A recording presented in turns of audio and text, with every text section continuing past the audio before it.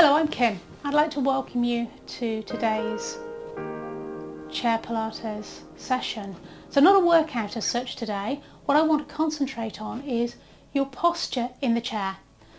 So when we're doing our workouts, you need a chair that's solid, so it's not going to go anywhere. You need to ensure that you can get your feet flat on the ground while you're doing the workout.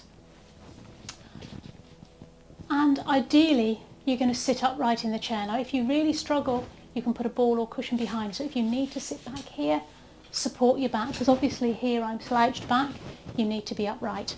So let's have a look at our positions. If you can, come forward in your chair, feet flat on the floor. And I'm going to start off by looking right down at the feet area. Have a look at your feet. Where are they? I want them to be, the heels to be directly under your knees, the feet out in front of you and pointing forward.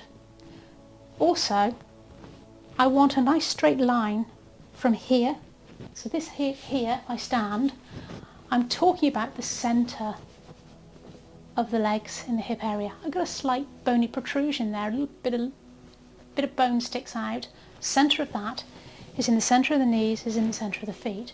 So when I sit down, I'm in that same position. So feet aren't here, that's going to put pressure on the inside of the legs. Now, to get that width, an easy way to see generally is feet together, toes out, heels out. Check those feet pointing forward. Check one isn't further forward than the other. And then think about sitting tall. Watch when you're in this position, you don't allow the knees to drop in or the knees to drop out. The weight should be evenly across the feet. Spread your toes. Now sit tall. We're going to move our attention now to the pelvis area. And what I want you to do is tilt it backwards. So you're going to round your back as if you're slumping back in the chair. And you're going to move it the other way and arch the back. And move my arms up out the way so you can see a little bit better what I'm doing. Just keep your arms comfortably. Now for me, the arch is very much easier. I naturally have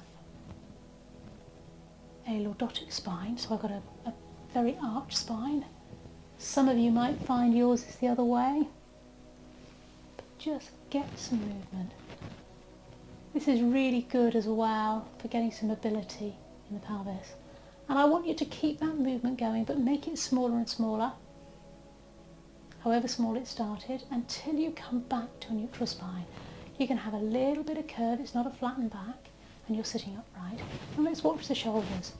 Very easy if you spent a lot of time working at a desk to end up with a kyphotic, so an arched upper back. So we want to open that up. So what I'm going to suggest you do is circle the shoulders back.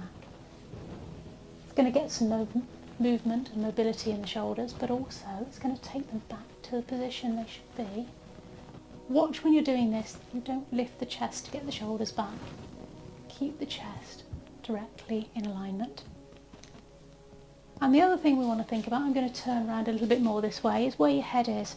See an awful lot of people's head forward.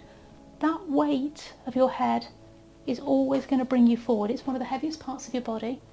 So sit tall, retract the chin, and to retract the chin, think about there being a shelf under your chin and you're pulling backwards. So it's not a dip down, it's not a lift up, it's a slide back, shoulders back. Now when I'm standing, I tend to say fingertips in line with the seam of your trousers. But if you look where my elbows are, they're in line with the seam in the side of my top. So the centre of my elbows and my hands are rested. So this is a really good starting position for all the exercises we do.